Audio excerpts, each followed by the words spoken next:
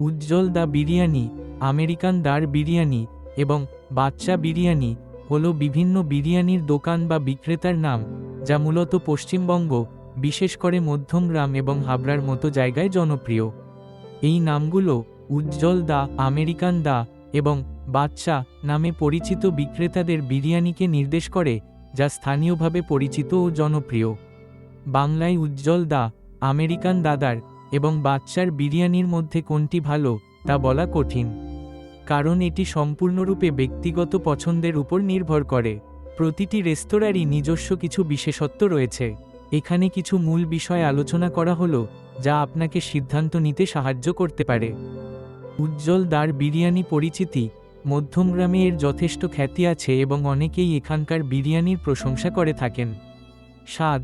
কিছু রিভিউ অনুসারে এখানকার বিরিয়ানি মশলাদার এবং সুস্বাদু, তবে কিছু ক্ষেত্রে মানের তারতম্য দেখা যায়।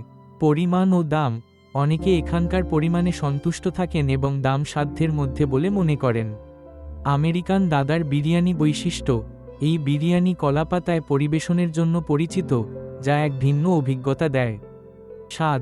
কিছু গ্রাহকের মতে এখানকার চিকেন বিরিয়ানি মশলাদার এবং মাংস সুস্বাদু, তবে কিছু নেতিবাচক রিভিউ আছে যেখানে বলা হয়েছে যে বিরিয়ানি বা মাংস শুকনো ছিল। প্রচার। সোশ্যাল মিডিয়ায় এটি বেশ জনপ্রিয়তা পেয়েছে। বাচ্চার বিরিয়ানি ইতিহাস। এটি হাবড়া স্টেশনের কাছে একটি ছোট দোকান থেকে শুরু হয়েছিল এবং এখন একটি শীতাতপ নিয়ন্ত্রিত রেস্তোরাঁতেও পরিণত হয়েছে। দাম। তুলনামূলকভাবে কম দামে ভালো বিরিয়ানি পরিবেশন করার জন্য এটি পরিচিত। গুণগত মান। কিছু গ্রাহকের মতে বিরিয়ানির মান খুব একটা ভালো নয় এবং মাংস ও আলু পোড়া থাকে। আপনার জন্য কোনটি ভালো হবে? যদি আপনি নিশ্চিত একটি জনপ্রিয় এবং প্রতিষ্ঠিত বিরিয়ানি চান, তাহলে উজ্জ্বল দা ভালো বিকল্প হতে পারে।